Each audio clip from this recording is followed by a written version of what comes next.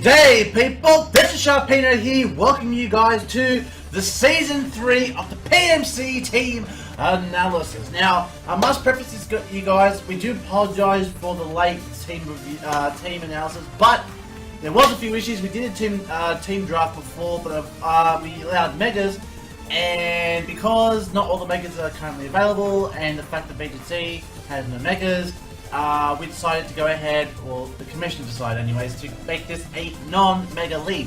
So, we had to redraft all over again with the option to franchise one of our previous choices for free from our prior team. So, I'll be honest with you guys, I'm not as happy with this team as I was with my first team. I obviously thought my first team was a lot better than this one, but I will go through all these choices and explain to you guys why I chose these teams and why. Now, just note that these choices are not in order. Unfortunately, they did not keep track of the selections, the order, so I can say like, well, my first pick, second pick, third pick, etc. I'll try to remember where the choices were, but I won't hold it to it that was the order. So, the first Pokemon that is going to be on the team, Sydney Crocodiles, and this is a Pokemon franchise from my prior choice, it is Tapu Koko. So Tapu Koko, a very terrific Pokemon, incredibly fast, one of the newest Pokemon that have come out of the new Gen 7 series. Obviously one of the, like I said, Tapus, they're really good, Tapu Bulu, Tapu Fini, Tapu Koko, and Tapu... Okay, I'm just having a brain fart right here. I know the last one, it's, anyways, going on with this Tapu Koko. So it's incredibly fast, has base 130 speed, it's incredibly fast, and the fact that it has a lot of attack and special attack. So I could utilize this in a number of ways. I could use it as a mixed attacker, physical attacker, a special attacker. It does have the potential. Now, even though it's not the most defensive of Pokemon, that's fine. We can go ahead and take advantage of the fact of its speed. We can use Choice Specs, we could use Choice Scarf, we could go Expert Belt. There's a number of ways we could utilize this very well. So, looking forward to working with Tapu Koko in this season, and let's see how we go. Second choice off the bat. Now, this Pokemon is a Pokemon I thought really complements Tapu Koko in the form of its weaknesses. So, choice number 2 for the Sydney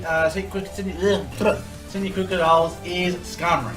Skarmory is a defensive one, as you guys all know, and it answers to Tapu Koko very well. First off, it's Steel type, so dodges those Poison type moves for Tapu Koko. Has its Flying type, so ground immunities for Tapu Koko, expecting Earthquakes. Also the fact it's a great hazard setter, Stealth Rocks and Spikes, also Defogger. So Skarmory really does have it all. It's also a good defensive wall, so really I thought it was the perfect Pokemon to complement Tapu Koko. Number 3 on this list. Now this Pokemon wasn't chosen in my first selection, but having a look at it now, I actually think it has some good potential on my team here. So number 3 on this list today is Cresselia. Now, the last 2 seasons, I believe, my good friend the Bird from the Tampa Bay Frogadiers has been using this, and I thought, you know what, I thought it was doing so well, I thought, why not use it on my team?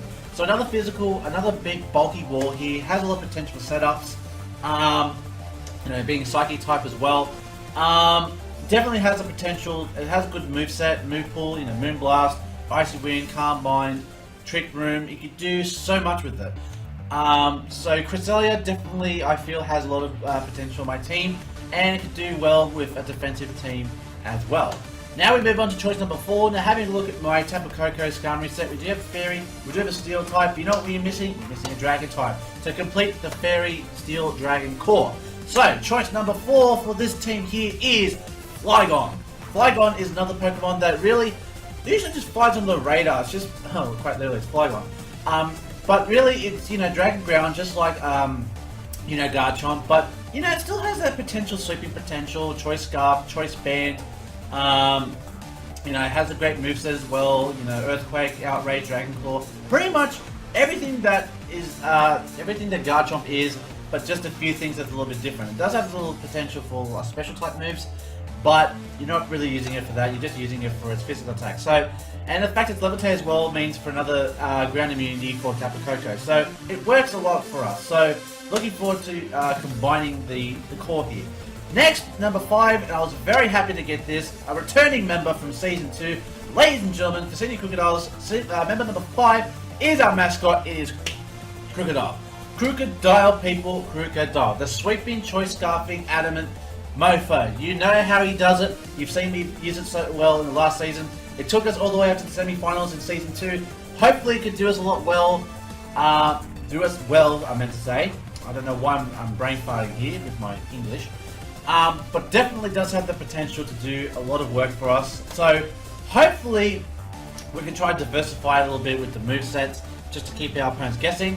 And yeah, just looking forward to using our mascot once again. Now we move on to choice number 6, and this is a choice that in my first selection I got it, and in the second selection I got it as well.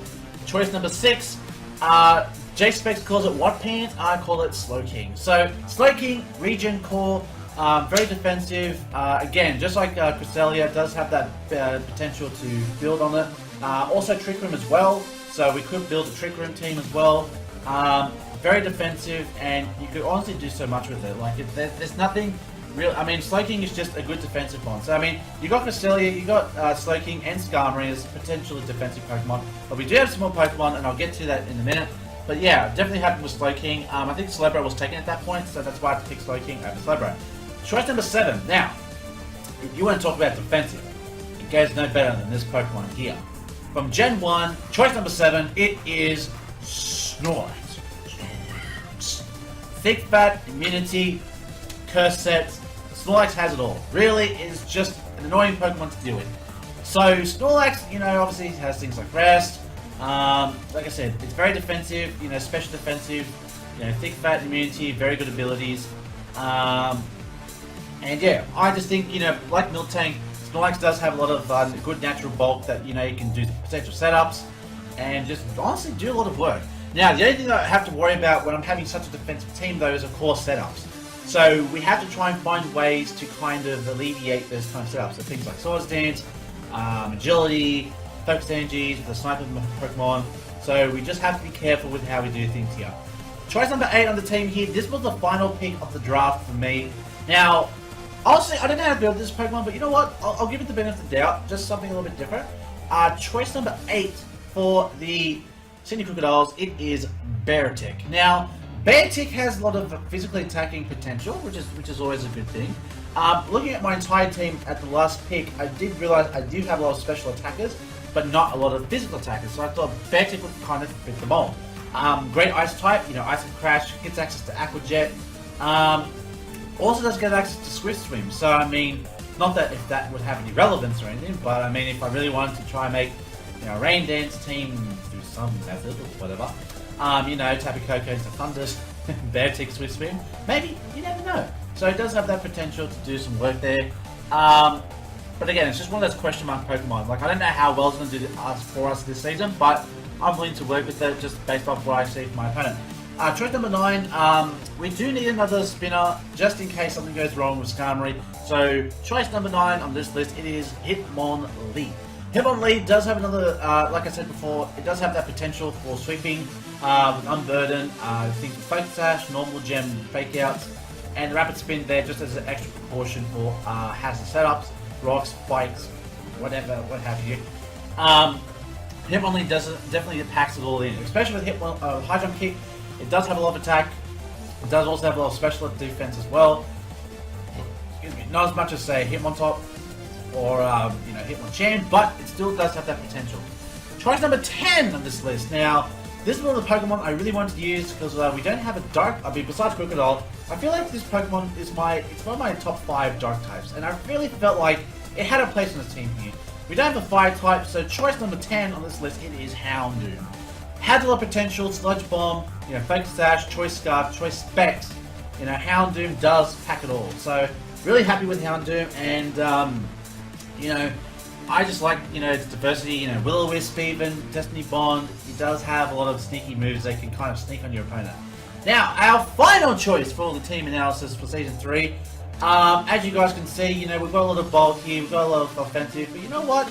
This Pokemon, I really wanted its evolution, but you know what? It just wasn't there. So, I have to go with its pre-evolution. So, the final choice for Sydney Crocodiles for Season 3, it is Tangela. Got him into the Slowking, the regenerated core, does have a lot of potential, you know, for swap-ins and all that. Obviously, you've got to watch out for things like, you know, knockoff and all that, but I do believe Tangela does have a lot of potential, especially, you know, Sleep Powder, Leaf Seed, even packing knockoff by itself, so you know you can kind of scout the moves and scout for items. So really, Tangela does have that potential as well, but again, it's just one of those Pokemon where, you know, obviously Tangrowth would be better, but unfortunately it was taken, so I had to go with Tangela. So hopefully we can do some work with Tangela. We'll just see how things go here, and just hope for the best. That's all we can do. So that is our team. Now, also, I must note this. We've been told at the start of the season to also pick 3 Pokemon that we want to have Z Crystals on.